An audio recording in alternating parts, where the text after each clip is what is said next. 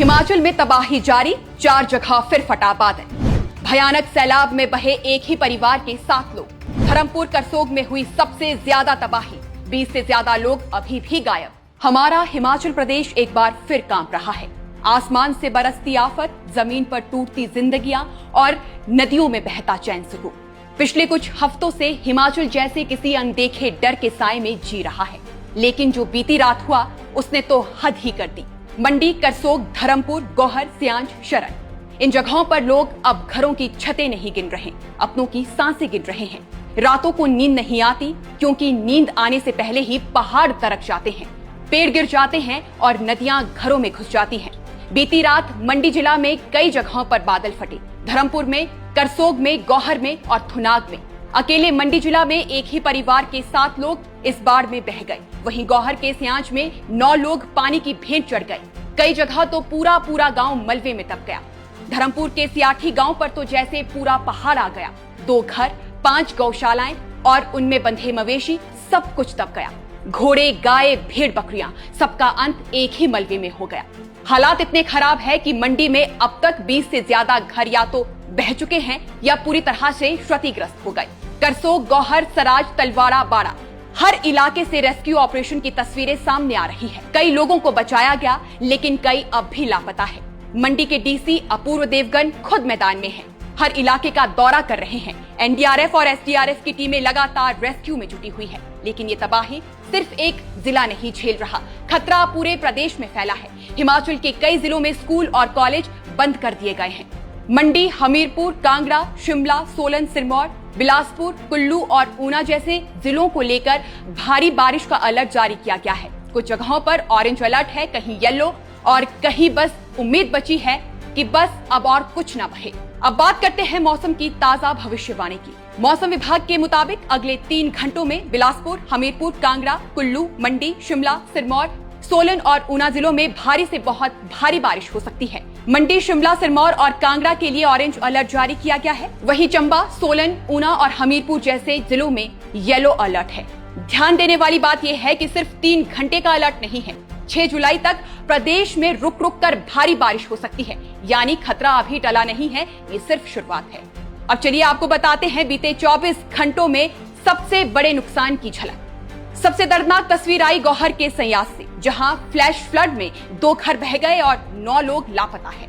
मां बेटी को किसी तरह से बचा लिया गया, लेकिन बाकी अब तक नहीं मिले। धर्मपुर की मंडप पंचायत के सुंदल गांव में भी नाले में अचानक भयानक बाढ़ आई। गनीमत ये रही कि कोई जान नहीं गई। वहीं करसोग के आसपास के कई गांवों में पूरा का पूरा मलबा घरों के अंदर घुस गया। पंडोह डैम का जलस्तर खतरे के निशान के बिल्कुल करीब पहुंच चुका है। डैम से 1.5 लाख क्यूसेक पानी छोड़ा गया, जिससे ब्यास नदी पूरे उफान पर है।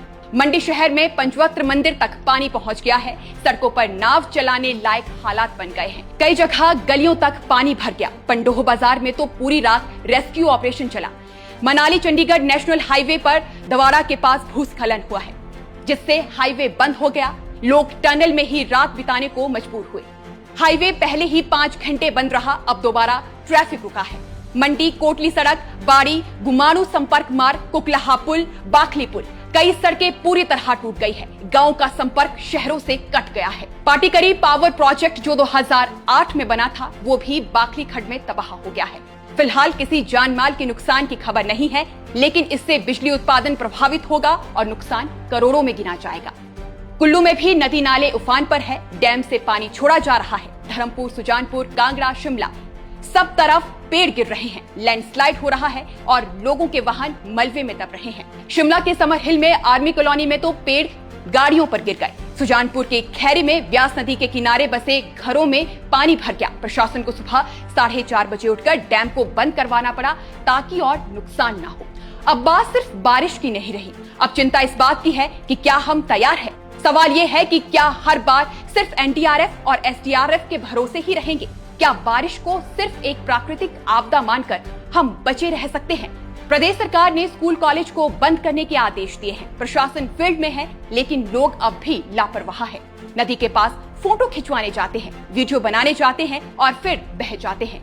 हमारी अपील है, ये समय फोटो और वीडियो का नहीं, ये समय संभलने का है। जिन जिलों में अलर्ट जारी किया गया है, वहां के लोग जरूरी ना हो तो घरों से बाहर ना निकले। अगर आप नदी या नाले के किनारे रहते हैं तो ऊंची जगहों पर शिफ्ट हो जाएं।